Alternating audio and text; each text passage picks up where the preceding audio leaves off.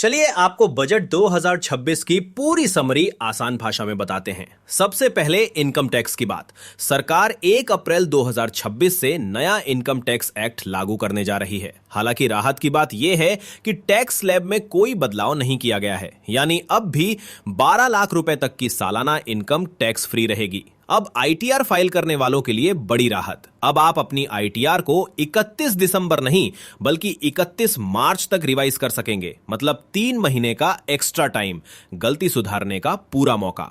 Sovereign gold bond खरीदने वालों के लिए बदलाव हुआ है। अगर आपने बॉन्ड ओपन मार्केट से खरीदे हैं तो अब टैक्स छूट नहीं मिलेगी। टैक्स बेनिफिट सिर्फ आरबीआई की ओर से जारी सीरीज पर ही मिलेगा।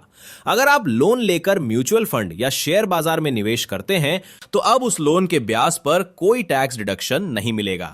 फ्यूचर्स एंड ऑप्शंस ट्रेडर्स के लिए खबर थोड़ी कड़वी है। एफएनओ पर लगने वाला एसटीटी बढ़ा दिया गया है, जिससे ट्रेडिंग की कॉस्ट बढ़ेगी।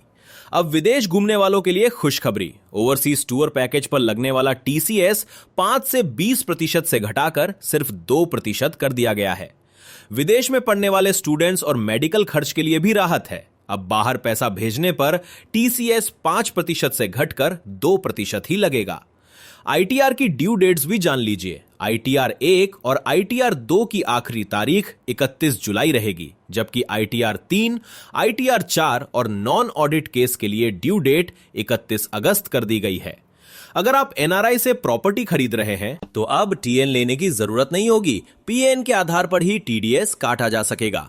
जो लोग यूएस स्टॉक्स या विदेशी शेयरों में निवेश करते हैं उनके लिए फॉरेन एसेट्स का डिक्लेरेशन देना जरूरी है। सरकार ने इसके लिए वन टाइम मौका भी दिया है। ऑनलाइन शॉपिंग करने वालों के लिए भी राहत है। भारत के बाहर से मंगाए गए सामान पर कस्टम ड्यूटी 20% से घटाकर 10% कर दी गई है।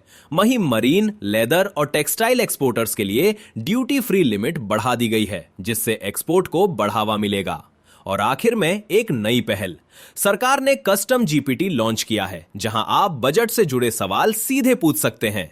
यह था बजट 2026 का पूरा सार, आसान और सीधे शब्दों में।